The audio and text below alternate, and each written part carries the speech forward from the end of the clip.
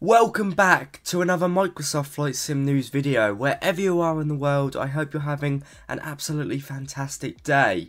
In today's Microsoft Flight Sim news video, we've got two bad bits of news, followed by two good bits of news. So without further delay, let us get right into this Microsoft Flight Sim news video for both PC and Xbox. Okay, so we'll start off with what I thought was pretty predictable. Blackbird Simulations, formerly known as Milviz, have suspended development on their ATR 42 and 72.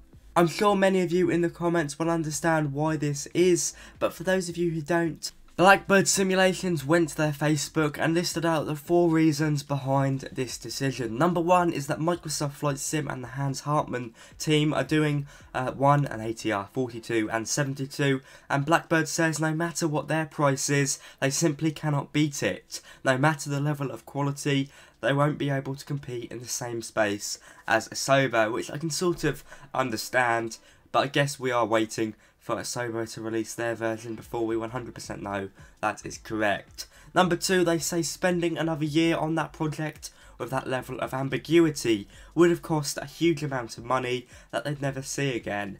Completely understand that. At the end of the day, Blackbird Simulations are a business, so they've got to go for the airport that will actually make money for them, so it makes sense. They also say, and this is an interesting point, that halfway through development they realised that their 3D model was unacceptable in terms of quality, so they just got rid of it and started again, and by the time they'd finished modelling, they realised basically Microsoft Flight Sim were well ahead of them. So number 4, until the Microsoft Flight Sim and Hans Hartmann version can come out and they reassess their ATR at that point, they've decided to put the Blackbird Simulation ATR on hold, basically just waiting until the Asobo version is released so they can reassess the situation at that point. In my opinion, that makes complete sense. We've all got to understand that developers are also businesses. They've got to make money so they can put more money into future projects and of course make a profit at the end of the day. That's why they do it. As cynical as that may sound, it is the reason behind it, and of course it drives the aircraft they decide to develop and the aircraft they decide not to develop, so I can't really fault Blackbird Simulations there. Anyway, as annoying as that may be, it looks like Asobo's, in collaboration with Hans Hartmann, is going to be really good. After the success of the A310, I think the Asobo team have woken up to the idea that a lot of simmers, even those on Xbox, do want high fidelity aircraft, so hopefully they will live up to that. Moving over to the second bad news story in this video.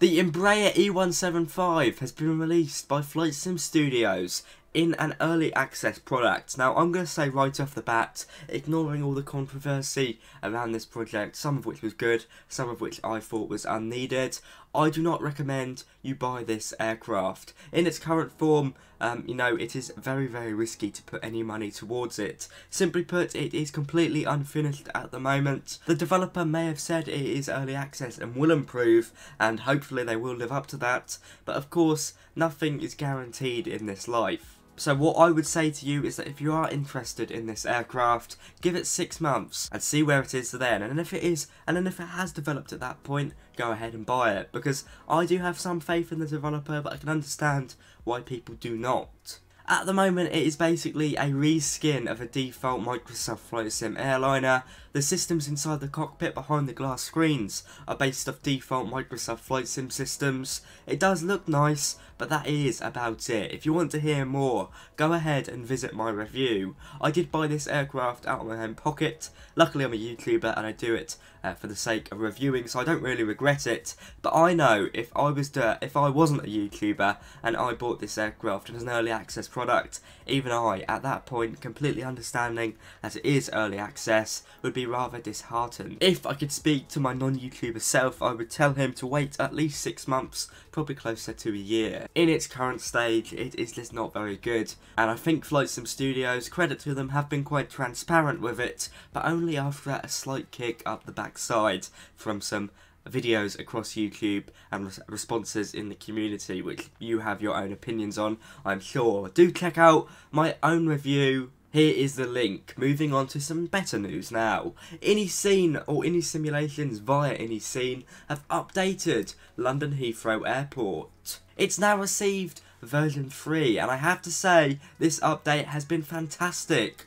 optimising an airport to the point where that poor performance that existed for so many of us doesn't really exist anymore. It is a lot smoother and there's even more details in places, which I have to say is quite impressive. It's not like they've dumbed down details, they've kept it if not improved it, but FPS is definitely a lot better. I think I'm gaining about 10 to 15 FPS more now, to the point where I can actually record cinematics there without some stutters. It's not perfect, but it's definitely a lot better. Version 3 has also brought about the addition of parallax interiors to terminals 2, 2B, 3, 4, 5A, 5B and 5C, so quite a few satellite terminals there.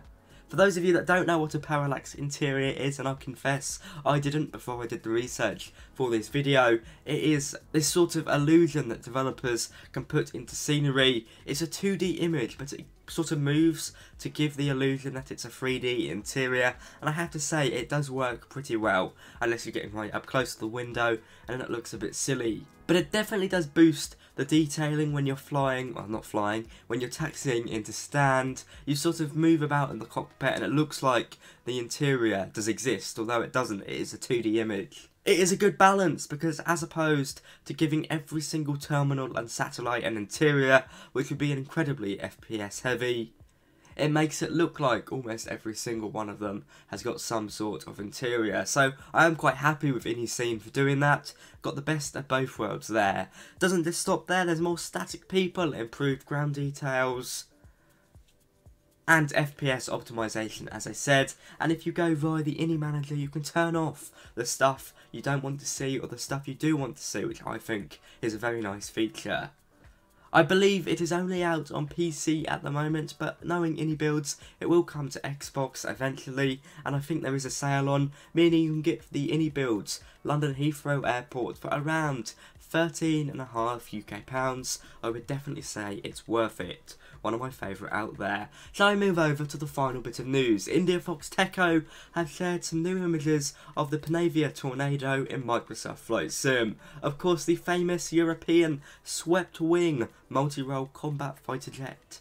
Bit of a mouthful there. Which was operated up until 2019 by the Royal Air Force and still sees some use by the likes of the German Air Force, the Luftwaffe, and some others around the world. Anyway, it's now coming to Microsoft Flight Sim, as we've known for some time. India Fox Techo have shared some screenshots on their Discord. Still very early days with this project, but does look slightly better compared to some older development shots. India Fox Techo confirmed the first variant of this aircraft to be released, the sort of baseline model, will be the IDS variant. I confess at the time of filming I had no clue what this meant, so I had to look it up. IDS stands for Interdiction Strike, which basically means I believe it carries out or is more suited to carry out air-to-ground attack.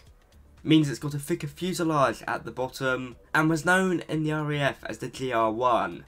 So it was also the first variant to be used in the RAF. It's coming to Microsoft Flight Sim, looks pretty good, and knowing India Fox Techo, it will be coming both to PC and Xbox. A slightly vintage fighter jet coming to Microsoft Flight Sim, who can complain? I am personally quite excited for it. There we have it guys, all your Microsoft Flight Sim news. It's been a pleasure. Be sure to leave your thoughts down below on either good or bad Microsoft Flight Sim news. It cannot all be cupcakes and rainbows, as many of you will know. It sort of feels like the early part of 2023 has been a sort of recalibration time for the sim, with developers moving their expectations to be more realistic. And on that note, have a fantastic day wherever you are. Bye bye.